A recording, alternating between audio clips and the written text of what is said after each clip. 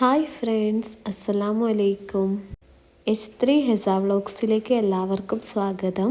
ഇന്ന് നമുക്ക് അട പൊരിച്ചാലോ? ഇതിനായിട്ട് നമുക്ക് ആദ്യം ഇതിൻ്റെ മസാല ഉണ്ടാക്കിയെടുക്കാം. ഞാനൊരു ചീനച്ചട്ടി സ്റ്റൗവിൽ വെച്ചിട്ടുണ്ട്. അതിലേക്ക് കുറച്ച് വെളിച്ചെണ്ണ ഒഴിച്ചു കൊടുക്കുക. ഇതിലേക്ക് ഇഞ്ചി, വെളുത്തുള്ളി, പച്ചമുളക് പേസ്റ്റ് ഇട്ട് കൊടുത്തിട്ടുണ്ട്. ഇനി ഇതിലേക്ക് കുറച്ച് കറിവേപ്പില ഇട്ട് കൊടുക്കുക. ഞാനിത് വീഡിയോക്ക് വേണ്ടിയിട്ട് കുറച്ച് മാത്രമേ ഉണ്ടാക്കുന്നുള്ളൂ. അതുകൊണ്ട് ഞാൻ ഇതിൻ്റെ ഇൻഗ്രീഡിയൻസൊക്കെ കുറച്ച് മാത്രമേ എടുക്കുന്നുള്ളൂ. ഇത് 1 മാസം വരെ വെച്ചാലും കേടാവില്ല. ഞാനിത് ഉണ്ടാക്കുന്നത് ചിക്കൻ വെച്ചിട്ടാണ്. 250 ഗ്രാം ചിക്കൻ ഉപ്പ്, മുളക് പൊടി, മഞ്ഞൾപ്പൊടി ഇട്ട് ഒന്ന് വേവിച്ച് പൊടിച്ച് വെച്ചിട്ടുണ്ട്. അതിലേക്ക് കുറച്ച് തേങ്ങയും ഇട്ട് കൊടുത്തതിന് ശേഷം നമുക്ക് ഈ ചീനച്ചട്ടിയിലേക്ക് അത് ഇട്ട് കൊടുക്കാം.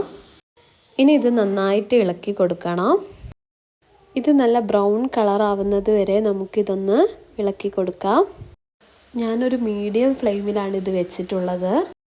ഇത് നല്ല ബ്രൗൺ കളറായിട്ട് ഒരു ക്രിസ്പി ആയിട്ട് വരും. ആ ഒരു ഇതിലാണ് വേണ്ടത്. ഇത് ബീഫ് വെച്ചിട്ടും ഉണ്ടാക്കാം. കുറച്ചുകൂടെ തേങ്ങ ഇട്ട് കൊടുത്താൽ മതി ബീഫാവുമ്പോൾ. അങ്ങനെ ഇതിൻ്റെ മസാല ഇവിടെ റെഡി ആയിട്ടുണ്ട്. ഇനി നമുക്ക് അടക്ക് വേണ്ടിയിട്ടുള്ള ഒരു മാവ് കുഴച്ചെടുക്കാം. സമൂസക്കൊക്കെ എടുക്കുന്ന പോലത്തെ ആ ഒരു രീതിയിലാണ് മാവ് വേണ്ടത്. കുറച്ച് മൈദയിലേക്ക് സൺഫ്ലവർ ഓയിൽ ഒഴിച്ച് കൊടുത്തിട്ട് അതിലേക്ക് ഇളം ചൂടുവെള്ളത്തിൽ ഉപ്പിട്ടിട്ട് നമുക്കിത് കുഴച്ചെടുക്കാം.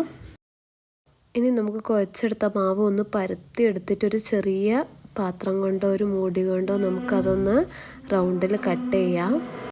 ഇതുപോലെ മാവ് മുഴുവൻ നമുക്ക് ചെറിയ ചെറിയ റൗണ്ടായിട്ട് കട്ട് ചെയ്തെടുക്കാം. ഇനി ഇത് നമുക്ക് പരത്തിയെടുക്കാം. ഇതുപോലെയാണ് ഇത് പരത്തേണ്ടത്. ഒരു ഹാഫ് മൂണിൻ്റെ ഷേപ്പിൽ. ഈ ചെറിയ പത്തിരിയിലേക്ക് കുറച്ച് മസാല ഇട്ടിട്ട് ഇത് നമുക്ക് പിരിച്ചെടുക്കാം. ഇതൊരു മീഡിയം കട്ടിയിൽ വേണം പരത്താൻ. അധികം നൈസായി പോയാൽ ഇത് പൊരിക്കുമ്പോൾ പൊട്ടിപ്പോവും.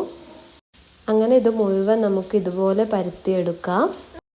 പണ്ട് ഞങ്ങളുടെ നാട്ടിലേക്ക് ആരെങ്കിലും ഗൾഫിലേക്ക് പോകുമ്പോഴൊക്കെ ഇത് ഒരുപാട് 1 മാസം വരെയൊന്നും ഫ്രിഡ്ജിലൊന്നും വെച്ചില്ലെങ്കിലും ഇത് കേടാകില്ല. ഇതിൻ്റെ ഉള്ളിലുള്ള മസാല നല്ലോണം മൊരിച്ചാൽ മതി. ഇപ്പോൾ കൂടുതൽ ആളുകളും ഉണ്ടാക്കുന്നതിനൊക്കെ പകരം കടയിൽ നിന്ന് വാങ്ങുകയാണ് ചെയ്യുക. കടയിൽ നിന്ന് വാങ്ങുന്നതിന് ഇതിന് 1 കിലോയ്ക്ക് 400 രൂപയാണ്.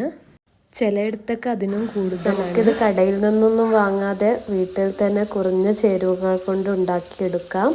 അങ്ങനെ ഞാനിത് മൊത്തം പരത്തി കഴിഞ്ഞിട്ടുണ്ട്. ഇനി നമുക്കിത് പൊരിച്ചെടുക്കാം. നല്ല ചൂടായ എണ്ണയിലേക്ക് ഇത് ഓരോന്നോരോന്നായിട്ട് നമുക്ക് ഇട്ട് കൊടുത്ത് ഇത് നല്ലൊരു ബ്രൗൺ കളർ ആവുന്നത് വരെ ഇതൊന്ന് ഫ്രൈ ആക്കാം.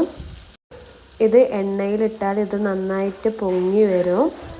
ഇത് നല്ല ലോ ഫ്ലെയിമിൽ വേണം പൊരിക്കാൻ വേണ്ടിയിട്ട്. ഇത് എണ്ണയിൽ നിന്ന് എടുക്കുമ്പോൾ ഹൈ ഫ്ലെയിമിൽ വെക്കുക. അങ്ങനെ നമ്മുടെ അട പൊരിച്ചത് ഇവിടെ റെഡി ആയിട്ടുണ്ട്. ഇതിൻ്റെ ഇൻഗ്രീഡിയൻസ് ഞാൻ ഡിസ്ക്രിപ്ഷൻ ബോക്സിൽ കൊടുക്കാം. എല്ലാവരും ഒന്ന് ട്രൈ ചെയ്ത് നോക്കണേ. സബ്സ്ക്രൈബ് ചെയ്യാൻ മറക്കല്ലേ. വേറൊരു റെസിപ്പി ആയിട്ട് നമുക്ക് വീണ്ടും കാണാം ഇൻഷാ അല്ലാഹ്.